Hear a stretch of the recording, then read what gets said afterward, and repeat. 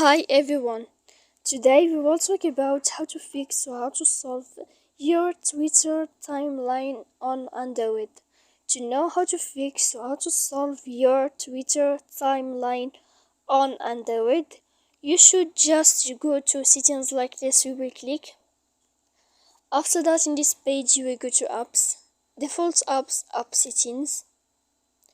When you will see this list, you will go down to find the application of Twitter and you will enter.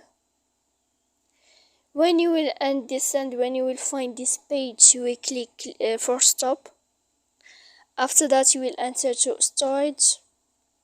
When you will see this page, you will click clear cache. Then you will go to click clear data. And after all that, when you will end this, you can turn off your phone. So please don't forget to support us by like and subscribe. See you next